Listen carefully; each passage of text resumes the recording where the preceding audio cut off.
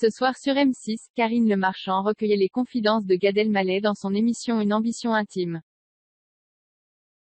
Beaucoup moins présent dans les médias français depuis quelque temps, le retour de l'humoriste à la télévision a fait énormément plaisir aux internautes.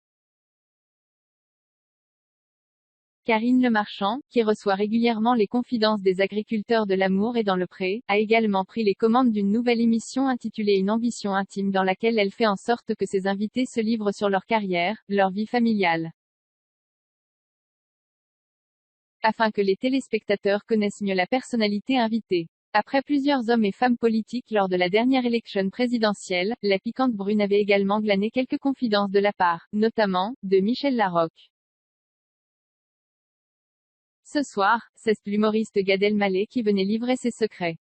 Exercice difficile pour le comédien, enclin à une certaine pudeur. L'humour comme défense, celui qui a peur de l'engagement sait se confier que rarement. Il a notamment évoqué cette fameuse pudeur, qui lui a été transmise de par sa maman.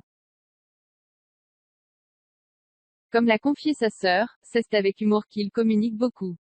Comme une façon de se cacher derrière les blagues. L'humour, Gad Elmaleh en a fait plus qu'une façon de vivre, mais son métier et sa vie tout entière. En proie à des névroses, l'humoriste s'est révélé être un travailleur norme, et a avoué que l'affaire des copies comics l'avait beaucoup affecté. Lui qui a tout planté en France, alors qu'il était au sommet de sa gloire, pour tenter l'aventure américaine, en laissant sa mère, ses amis et ses 2 garçons, a souffert du regard sombre et des critiques soulevées par cet internaute qui a voulu démontrer qu'il avait plagié d'autres artistes. Très charismatique, sur Twitter, les internautes ont visiblement su faire la part des choses et lui ont accordé beaucoup de crédit. En effet, des vagues de compliments et de tweets positifs ont envahi la toile. Charismatique, drôle, touchant.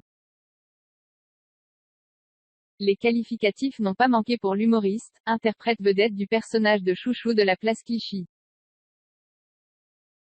Une belle façon de voir que le public français est toujours derrière lui, et qu'il sera au rendez-vous en 2020, lorsqu'il remontera sur scène avec son prochain one-man show qu'il est actuellement en train d'écrire.